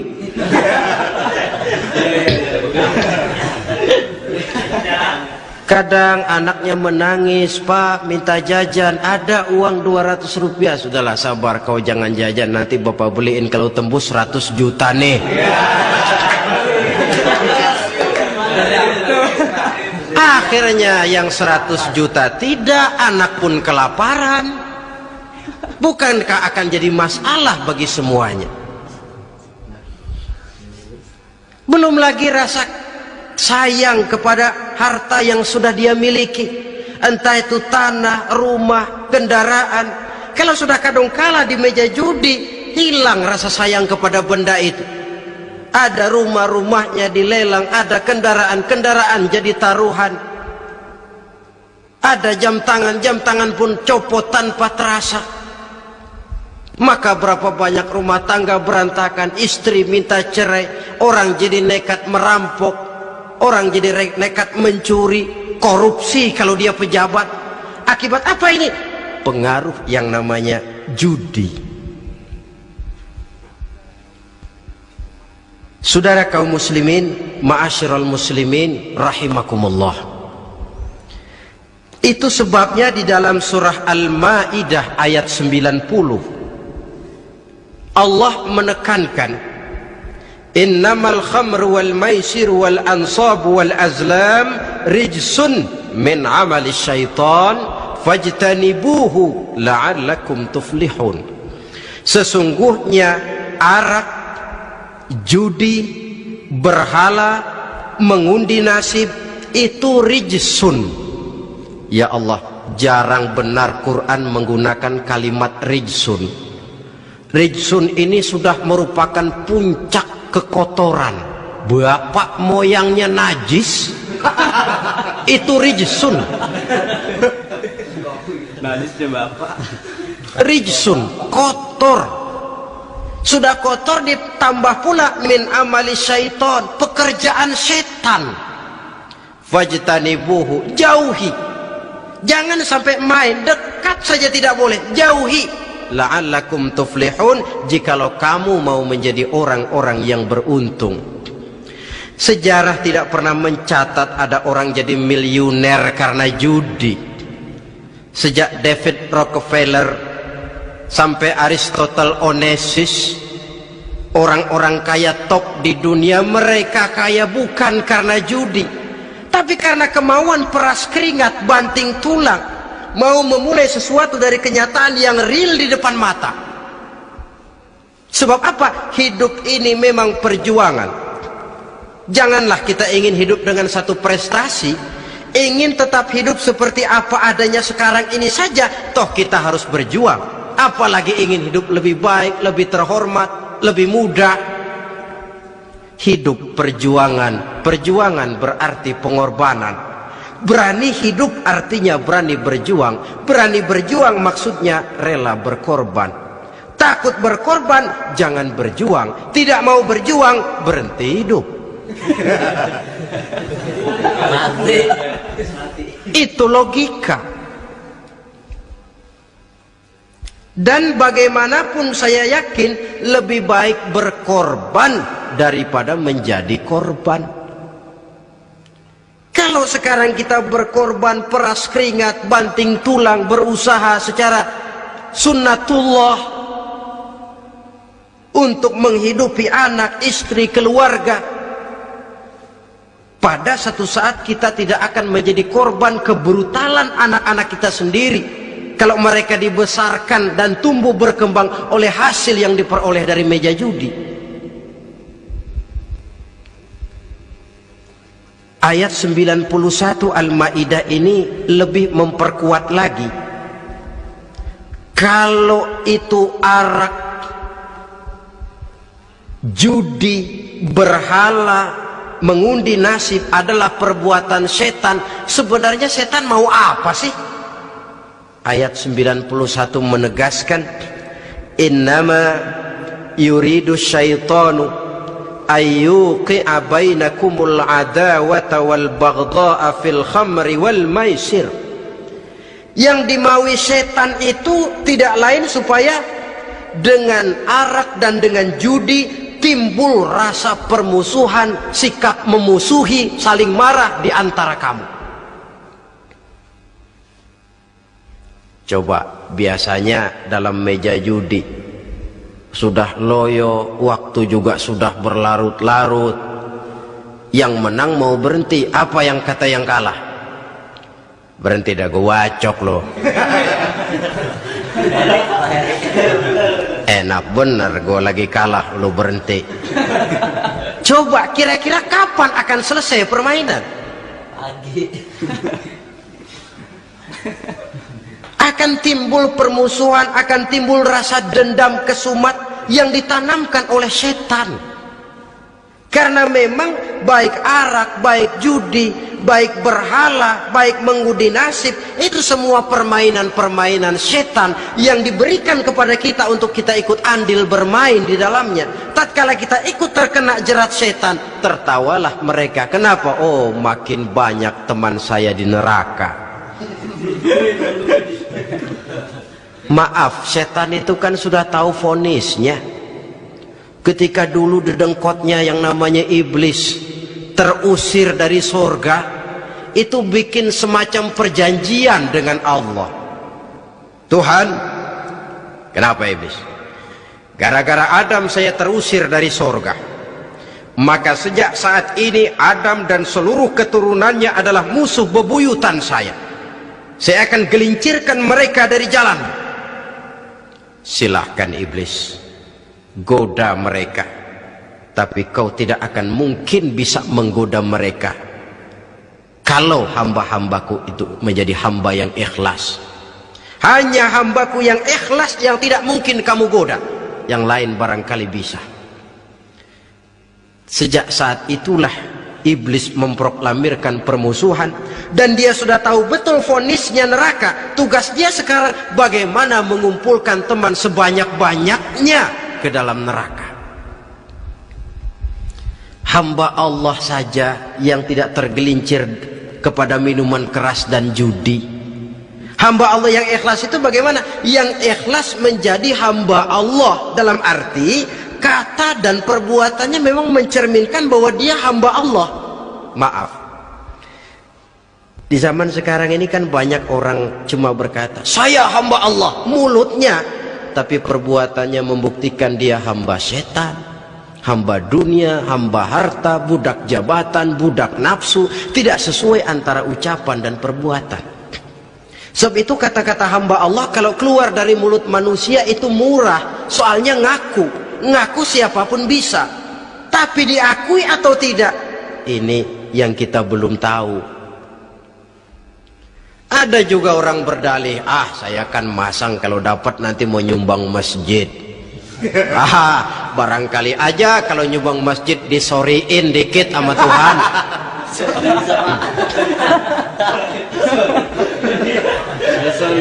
Apa bisa begitu?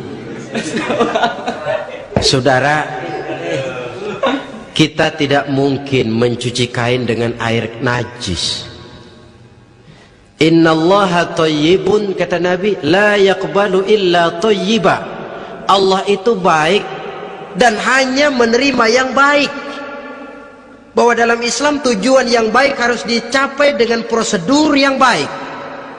Bahwa niat menyumbang masjid bagus, tapi hasil daripada judi atau undian tidak akan menyampaikan kita kepada tujuan itu. Tidak boleh mencuri kain walaupun niatnya untuk sholat. Kalau nyolong kain niatnya buat sembahyang, dimaafin kali.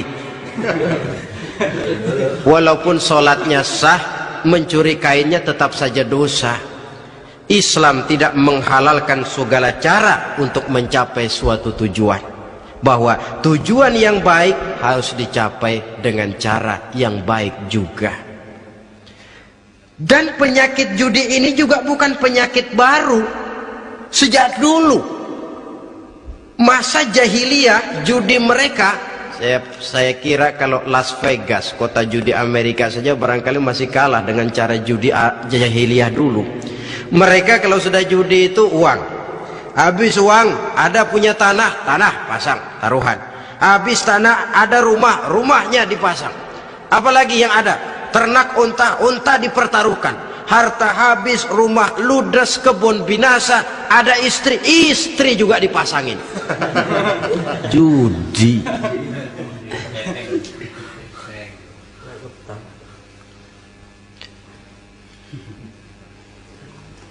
Kita sebagai muslim oleh Al-Quran dijelaskan orang yang mempunyai dua tujuan hidup.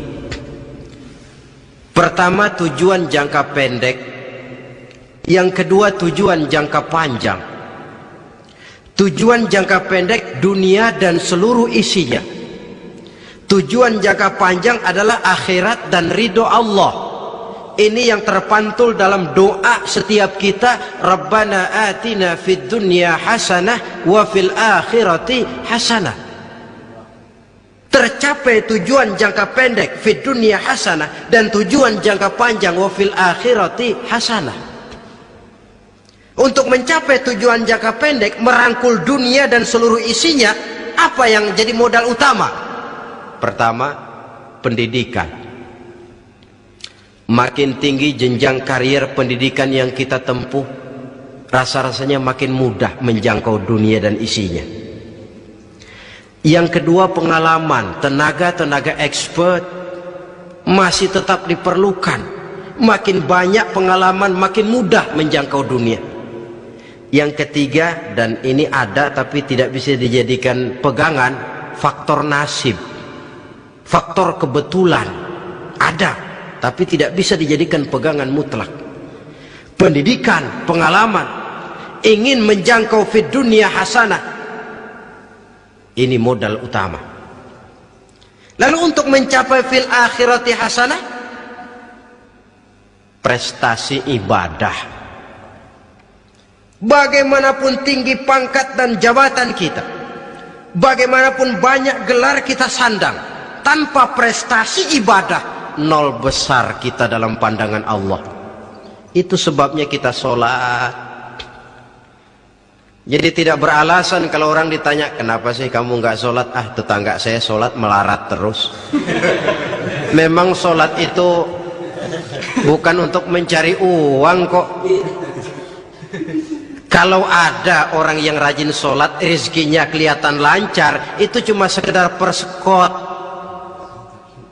Uang muka, cashnya tetap di akhirat nanti. Efeknya apa? Karena kita punya tujuan jangka panjang, mengharap ridho Allah di akhirat. Cara kita mencapai tujuan jangka pendek dibatasi oleh pertanyaan, Allah ridho apa enggak? Kita cari uang, tapi pertanyaan pokok, Allah ridho enggak cara ini? Kita mengejar kedudukan, tapi Allah ridho enggak dengan cara ini?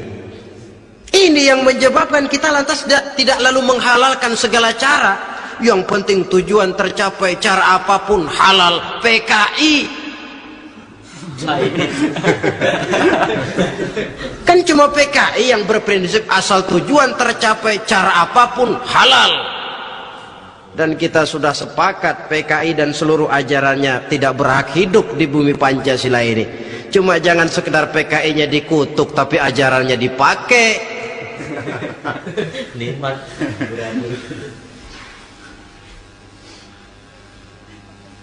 Nah, untuk mencapai dua tujuan ini, Islam mengajarkan sistem keseimbangan. Sehingga Nabi sabdakan, "I'mal li dunyaka ka'annaka ta'ishu abada, wa'mal li akhiratika ka'annaka tamutu ghada." Bekerjalah buat duniamu seolah-olah kau akan hidup untuk selamanya, tetapi bekerjalah untuk akhiratmu seolah-olah kau akan mati besok. Jadi kalau kita sudah sholat menghadap Allah, usolli fardal maghrib, Allahu Akbar, ingat seolah-olah kita akan mati besok supaya timbul khusyuknya. Tapi kalau kita sudah bekerja, kuliah, bekerja, belajar di tempat tugas, ingat seolah-olah kita akan hidup selamanya supaya timbul gairah kerja. Jangan dibalik. Di kantor ingat mati, lemas terus. Ngapain kerja sungguh-sungguh bakalan mati. Lagi sholat ingat Duta Merlin, Altiron Plaza, ya kacau. Salah pasang, tidak pada tempatnya. Untuk mencapai fid dunya hasanah ini, Islam mengajarkan tempuh jalur yang mengikuti sunnatullah. Itu yang dihargai oleh agama.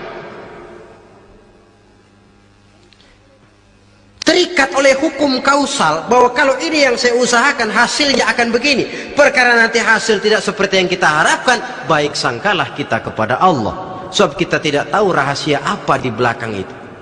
Kadang orang mengeluh, habis saya rajin sholat tapi rezeki seret, berhenti aja dah. Kita tidak tahu rahasia di belakang itu. Pernah hadirin, satu hari seorang petani, dia selesai bekerja di ladang, istirahat. Dia tidur di bawah sebuah pohon beringin. Di sebelah pohon beringin itu ada pohon labu. Dia berpikir, kalau saya lihat-lihat Tuhan nggak adil katanya. Masa pohon beringin pohonnya besar, buahnya kecil. Pohon labu pohonnya kecil, buahnya gede. Tuhan bukan arsitek ulung ini.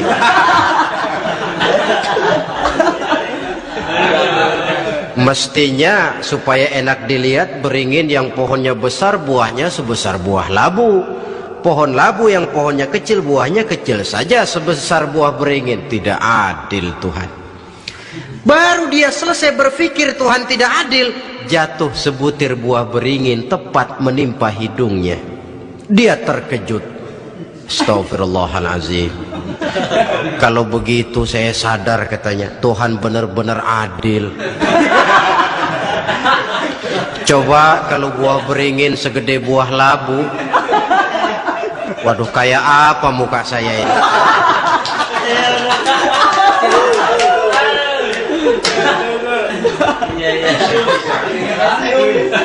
baru terbuka pandangan matanya setelah berhadapan dengan kenyataan, baru keluar respect.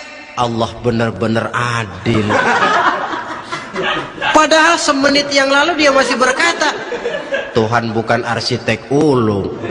Tapi semenit kemudian setelah berhadapan dengan kenyataan yang real dia hadapi, wah, Allah benar-benar adil.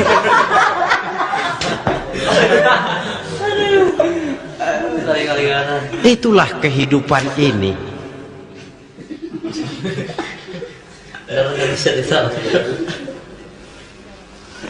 Saudara hadirin yang saya hormati, karena itu baik arak baik judi dua-duanya merupakan bahaya laten yang tidak hanya mengancam kehidupan agama tetapi juga masyarakat, bangsa dan negara, apalagi kalau sudah jatuh kepada generasi penerus. Dan yang bagaimanapun juga saya berpikir sebenarnya remaja, pemuda, pemudi kita cuma korban dari suatu sistem. Sebab ini merupakan tanggung jawab bersama. Ulama mubalik macam saya paling wewenangnya cuma ngomong. Yang punya SK untuk memberhentikan pabrik minuman keras itu kan Menteri Perindustrian. Tangan-tangan eksekutif. Sehingga kalau Nabi katakan, man ra'a minkum munkaran falyughayyir biyadihi wa illam yastati' fa bilisanih wa illam yastati' fa biqalbi. Apabila salah seorang kamu melihat suatu kemunkaran termasuk minuman keras dan judi di dalamnya, rubah itu. Dengan cara apa? Kalau kau mampu dengan tangan, artinya power, kekuatan. Kalau dengan tangan tidak mampu, ini orang kalau gue pukul gue yang melintir nih. Umpamanya fabilisani, dengan lidah ngomong, Mas, saya senang sampean tinggal di sini, kampung kami tambah warga, tapi tolonglah jangan bawa pengaruh yang tidak baik. Kalau ternyata bicara pun tidak berani, fabiqalbi, cukup dalam hati, sekurang-kurangnya tidak ikut membenci kemungkaran dalam hati, itulah kadar iman yang paling lemah. Ini secara umum. Tapi kalau hadis ini kita mau adakan semacam, katakan description of job, bahasa kerennya, kita adakan pembagian tugas. Siapa yang harus merombak kemungkaran dengan power? Penguasa, pemerintah, sebab dia punya aparat. Siapa yang merombak kemungkaran dengan lidah? Ulama, kiai, mubalik, ngomong. Siapa yang hanya mengubah kemungkaran dalam hati? Kita umumnya rakyat lemah ini, yang mau ngomong gak berani tapi hati pegel. Nah, kalau sudah ada pembagian tugas semacam itu, insya Allah masing-masing akan berjalan pada relnya, dan pada akhirnya selamatlah kita, bangsa Indonesia, umat Islam pada khususnya, dari bahaya, baik bahaya minuman keras maupun bahaya judi. Menyelamatkan bangsa dan yang lebih lagi menyelamatkan masa depan kita. Sekianlah saudara pertemuan kita pada saat ini, mudah-mudahan ada manfaatnya. Terima kasih atas segala perhatian, mohon maaf atas segala kekurangan. Usikum wa nafsi bitaqwallah. Wassalamualaikum warahmatullahi wabarakatuh.